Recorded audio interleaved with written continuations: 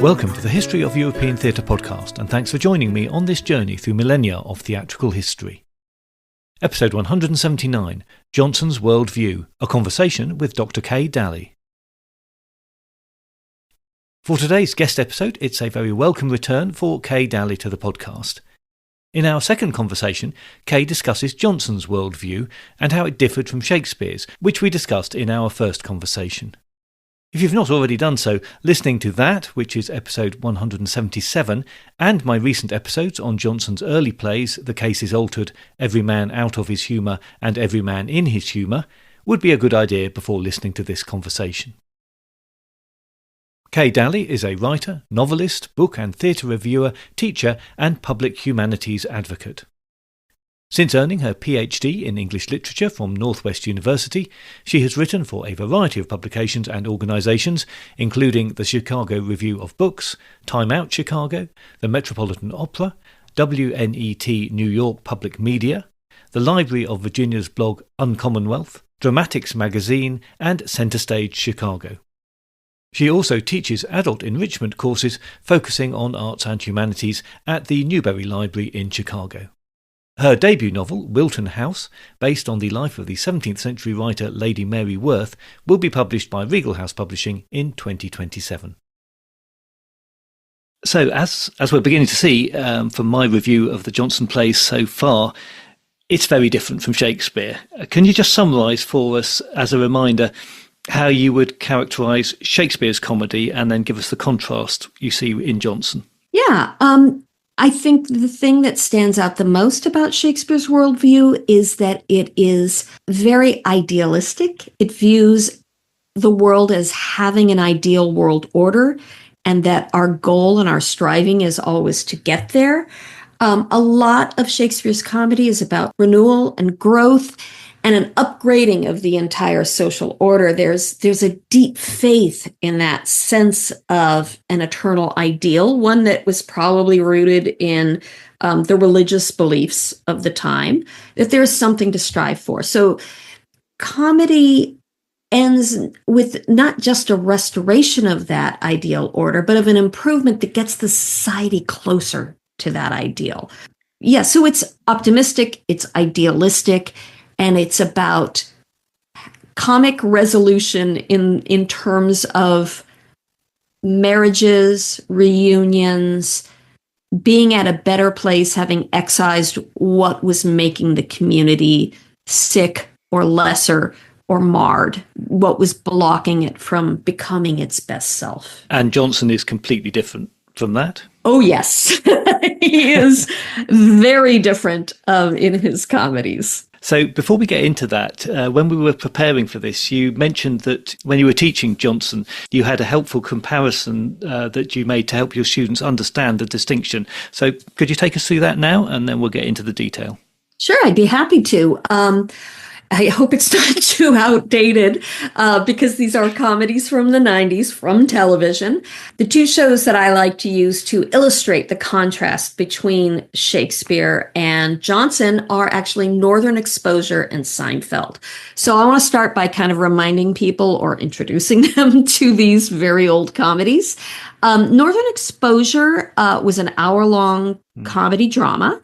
It's lesser known now. I don't think it has the popularity that Seinfeld has continued to have, particularly among the kids these days, which I find astonishing, but it has quite a following. Northern Exposure kind of dropped off the radar, but at the time it was very popular when I was teaching.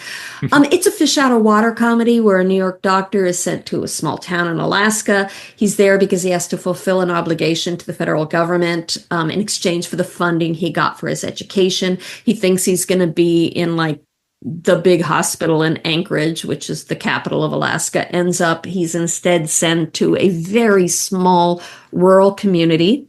And so it's, the wacky mismatch of the New York doctor and this little community. And for the first season, they really milk that. It's very fish out of water. It's him being surprised by what he sees. And the community is made up of the kind of people you'd find in a rural Alaskan town. So you've got working class folks, folks close to the land, very kind of bootstrapping, work hard, treat each other decently. And then there's also the backdrop of the fact that many of these characters are Native Americans. So there's the tie to kind of an indigenous sense of a connection to the land that they milk really hard throughout the show. So it's set in a real place. I believe it's based on an actual little city, a little town in Alaska, but it's certainly exotic. It's not everyday life for people in America. It's out in the wilderness, and it's a bit fairy tale-ish. So it has that sense of remove that Shakespeare's comedies so often have. And then you look at particular episodes, and so many of them follow the Shakespearean pattern, which is that you have this happy little community. It's been there forever. It has strong roots, strong traditions, deep relationships, and there is some typically mundane disruption. Nothing big and horrible ever happens on Northern Exposure. It tends to be arguments people have or malfunctions of various structures of government that cause upset in the order of the world. And by the end, the community has addressed what that upset is, and it's shifted toward a stronger sense of the communal order. It's also kind of tinged with magic throughout. And I think, again, they really yank hard on the Native American setting to kind of create a sort of mystical sense of there's a wisdom that we need to tap into to restore that order. In preparation for this episode, I decided to go back and kind of refresh my memory to make sure I was remembering the show accurately. And I actually lit upon an episode that was so on the money that it actually made me laugh out loud. Very good. Where there's one character named Ed, and he is a young man, probably late teens, early 20s. He is half indigenous and half white. And he is wooing a woman that he's met. He's head over heels with this woman that he just encountered, and he's having trouble converting. He's having trouble talking himself into believing that she could like him. And he starts hearing giggling. And eventually there emerges from the forest a little green man. And literally it's an actor who is a little person who's got the green face on, and he's got kind of traditional folkloric clothes. And it's like, are you kidding me? Is there a fairy coming out of the woods? It was so Midsummer Night's Dream. I was like, well, that kind of proves my point. Episode. It was just all very Shakespearean. And it was incredibly popular. People loved it. It was very affirming and positive and like a warm blanket. When you were watching, I often watched reruns right before bed because it was like, oh, I'm so cozy now. I can go to sleep safe and sound in a happy world order. Yeah. And then Seinfeld, which was tremendously popular and still is popular and is kind of iconic in American culture. I can say at the very least. I can't speak for the rest of the world. But this is famously the show about nothing. It does not espouse any ideals. To the extent that it shows a community, it shows these four friends living in New York. And they're aimless people who just kind of swim along. Their interests, their investments are incredibly trivial and petty. That is what is funny about them. They get wound up about things that just do not matter. It's a look at the minutia of daily life. There are no grand themes, no big ideals. Famously, when the creators of the show talked about it, they talk about a mantra they had, which was no hugging, no learning. The characters on this show do not grow. Another interesting element that I think will help tie us to Jonson is that the plots for a half-hour show are shockingly intricate, and they are truly plots. So everybody's got a thing they want to do. Usually three or all four of the characters have a thing. It's a ridiculous thing. It's sometimes a little scammy. And as they are pursuing each of their ends, they tend to undermine each other. So when they come in crosspointing, it's a logistical thing where they are just constantly thwarting each other. And in the end, it's kind of just everybody throws their hands up in the air. Some people won, some people lost. Usually nobody quite got what they wanted. It's the polar opposite of what Northern Exposure is. So you see a very similar thing when you compare Jonson and Shakespeare. And similarly, I'd say that you can't really make a judgment about which comedy is better. Northern Exposure was very good. Seinfeld was very good. They were both very effective at what they did. They were both very funny, but they just represent a different world order, a different view of what life is like, and what the ends of comedy are. And we can see a parallel thing in Shakespeare and Jonson. So it's the satiric nature of Jonson that is one of the big differences, obviously. And that got him into a lot of trouble. As if we go, I did mention in the biography episodes on him. So what are the major factors of his satire that led to those problems, and maybe the bits that didn't get him into trouble as well? Yeah, I was thinking a lot about this as I was listening to your biographical series on Jonson, because it was so expansive and deep, and really, I feel, captured a great picture of who the man was and the work that he did.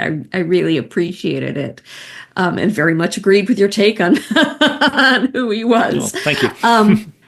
I think there are a number of factors that kind of, I don't know, put Jonson on the chopping block, or at least on the branding block, though that was a different thing altogether. Yeah, Jonson's comedies, first and foremost, they're set in contemporary England. He does not deflect in terms of who he's talking about. The one deflection I think that's obvious is Volpone, where it's set on the continent, in Italy. But even then, he's not like working hard to make that Italy. You look at some of his biggest and most popular plays, say The Alchemist, Epicene, Bartholomew Fair, they are set firmly in England, in London specifically, and in the current day. So that opens him up to people looking at his work and saying, oh, you're talking about real people. You're talking about maybe people we know. Maybe you're talking about the government. So right away, he has kind of, like I said, put himself on the block. Whereas Shakespeare, everything is deferred.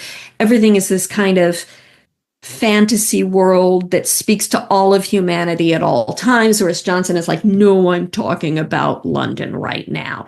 Another factor is that Jonson's comedy is way more democratizing than Shakespeare's is. When we talked about Shakespeare's clowns, the last time I had the pleasure of chatting with you, we talked about the fact that his clowns are typically lower class, and there's a sense of punching down, that the butt of humor in Shakespeare's comedies tends to be lower class characters. In distinction, in Jonson's comedies, everybody's up for grabs. Everybody is a fool. Social nobility is not equated with a kind of noble character that means they're above pettiness, they're above venality, they're above lust. These people are as laughable, the nobles are as laughable as the lower class characters. It's even to his detriment. I always find it really funny. Here's his one play, Epicene, which is a very difficult play to watch in terms of its gender politics. The premise being an old miser wants a silent wife. The only way you can have a silent wife is to dress a boy up to be a silent wife, because no woman could be stopped from talking. That's the grounding premise. And it's not the center of the action, but it is definitely the underlying assumption that powers the comedy. But what's really funny about that play is that in making fun of the various figures he's making fun of, Jonson makes fun of these characters who are basically blue stockings. They're scholarly women, and he's definitely referring to a community of scholarly women that included his patroness, Lady Lucy Bedford. And that caused a little falling out. They smoothed it over eventually, but she was a patron of his. She is the one who allowed him to make a living to a certain extent. As a poet, it's like he just can't resist. When he sees something to criticize, he has to criticize it, even if it is to his detriment. And when you factor that compulsion back into the political issues he gets into, it totally makes sense. This is a guy who cannot resist. So it's his character and also his worldview mean that he's just going to get himself in trouble. there's a great tension in him between the guy who wants to speak truth to power, but speak truth to everybody, and who also wants to achieve all the benefits that the system can bestow. So you've got his satiric comedies on the one hand that just lay waste to any kind of established order and empty out the ideals. But then you've got his court masks that are basically about entertaining nobility and supporting the status quo. And he writes dedicatory verses that praise the great nobles of his time, who he hopes will give him money. So there's this Janus-faced feature about him. And I like to connect it to a theme that you brought up again so well in your biographical series on Jonson, which is that he was an outsider. He viewed himself as an outsider, and there are frequent references to him as a bricklayer that suggest that this notion of him as an outsider and an upstart persisted throughout his career. And when you think about what an outsider is outside, but an outsider can also be above.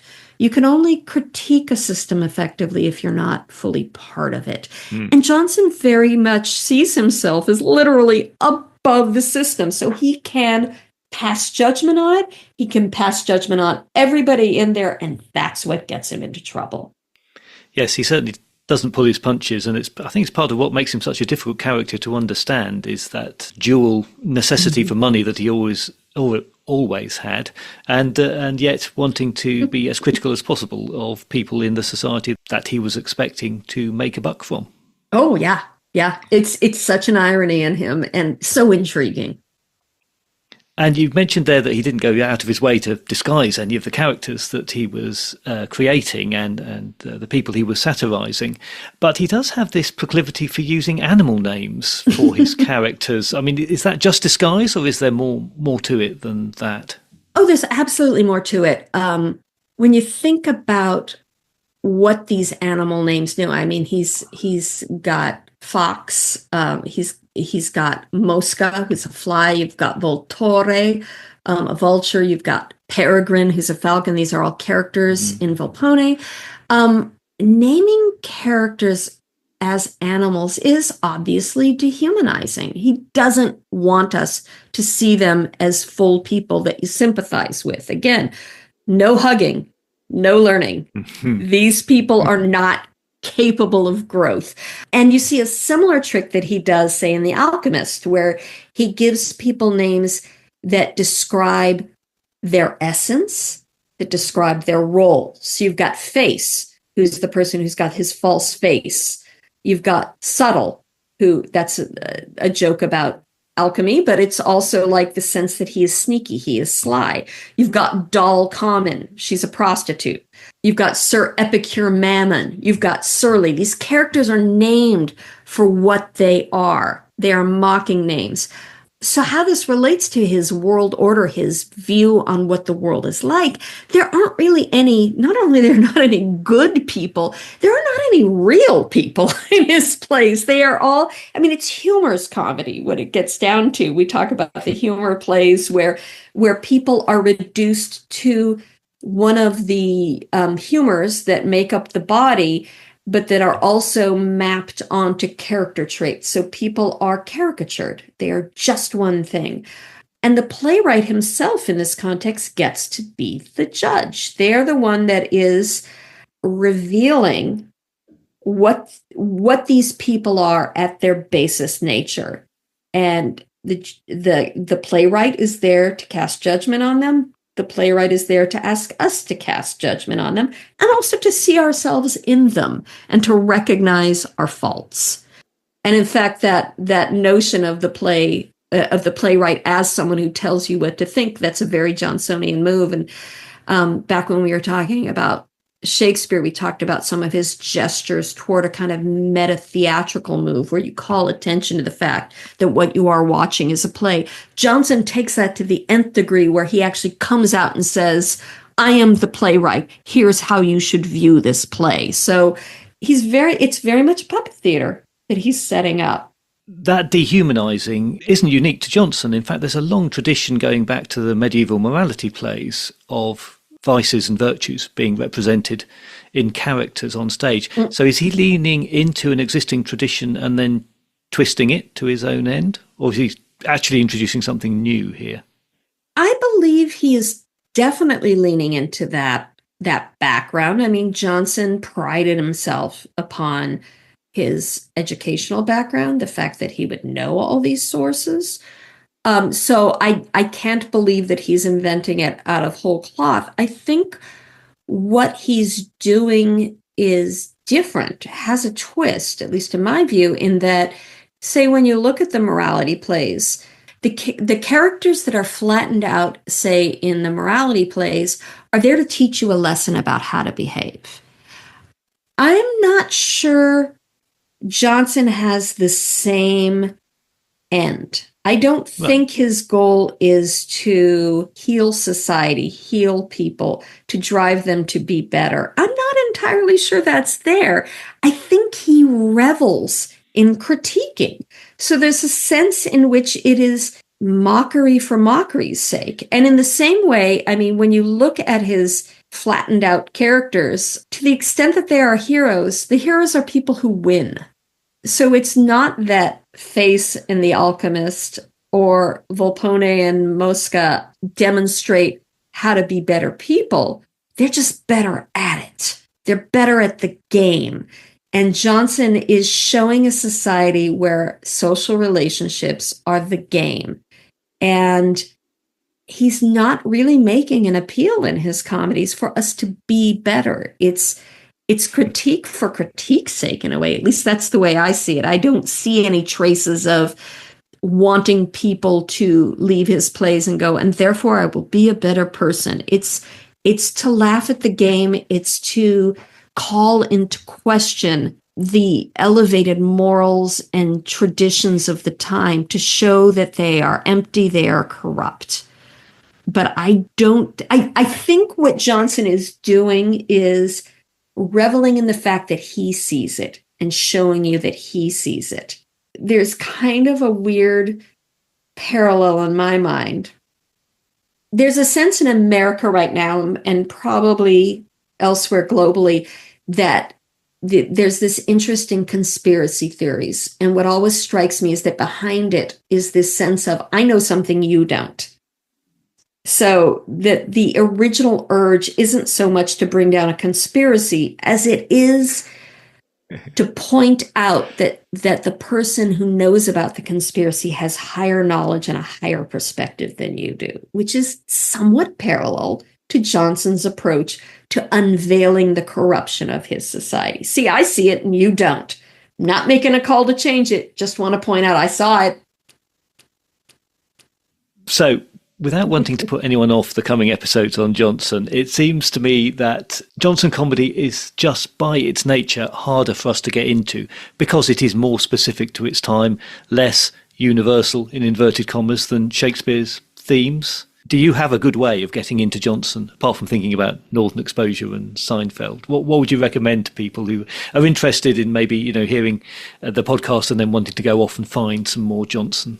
It's so tricky when you come to it from the standpoint of a teacher and you want students to appreciate this. You want them to be able to have an easy entry point. And there are so many barriers. Like you said, it's very local. It's very contemporary. Comedy tends to age badly because it is so referential.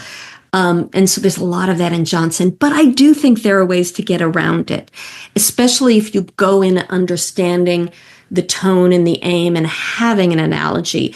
I have advice that I gave to a friend once. He hasn't read Jonson, but he's a massive Shakespeare fan. And this is the sort of guy that when I knew him, when I first met him, he was an undergrad. And one summer, he just decided to read all the plays of Shakespeare just for fun. So that's the kind of guy he is.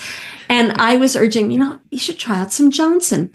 And the advice I gave him, I said, start with The Alchemist because it's slapdash and it's funny and it's tricky because you got to keep track of who the characters are. But in a way, it's helpful to throw away the footnotes. And that can seem a little extreme, but with something like The Alchemist, you have these wonderful, wonderful moments where as the main character is pretending to be the alchemist, he is just making stuff up. He is throwing out all these crazy alchemical terms as part of like a way to bamboozle the person he's trying to fleece. Now, the footnotes will give you detailed information about what each of these terms means. And if you try to parse them, you will go insane, and you will also die of boredom. And not knowing that information changes in no way what the thrust of that plot is. This really hit home to me once I was searching eagerly for some quality production of The Alchemist that I could watch on video, and none exist. I will save you the trouble. They don't exist. But I found a really great teaser video that was created by what looked to be a very, very professional organization doing it. And they showed a bit of the alchemy scenes. And it was hilarious. It was fall on the floor because it was so clear. It was mumbo jumbo. You don't need to parse that. Don't bother with that. So I feel like the trick to Jonson is pay attention to who the characters are, maybe keep a little character list with you to understand both their names, but also like where they fit in the plot, and then throw away any of the footnotes. Don't look at the footnotes unless you really don't get what that sentence is, and it's kind of a workaday sentence, and there's archaic terminology, and which you do with Shakespeare. I mean, we all do that with Shakespeare. You have to look at the archaic terms, sometimes just to understand the gist of the conversation. But don't try to understand every nuance of every contemporary reference. It's not relevant. It's not valuable. But the pacing and the relationships and just the anarchic joy of it, that's what you should go there for. My thanks to Kay for taking the time to talk to me today. I hope that analogy between Jonson and Shakespeare was helpful, and that you can already see some of these differences in the Shakespeare and Jonson plays that I've discussed so far. Next time, we will start a run of episodes on the next Shakespeare plays with the much-loved comedy Much Ado About Nothing. In the meantime, if you haven't already done so, please join the Facebook page or group, or find the podcast on Instagram or Blue Sky to keep up to date with new episodes and other theatre-related things. If you do feel able to help out with the costs of running the podcast, then please head on over to Patreon, where you will find additional content for a small monthly fee or a one-off donation. You can also make a one-off show of support through Ko-fi.com. I look forward to your company next time, but if you have any comments or concerns in the meantime, you can contact me by email at thoetp@gmail.com, or through the website, where you can leave me a voice message by clicking on the microphone icon, or you can write to me on the contact page. That's all at www.thehistoryofeuropeantheatre.com.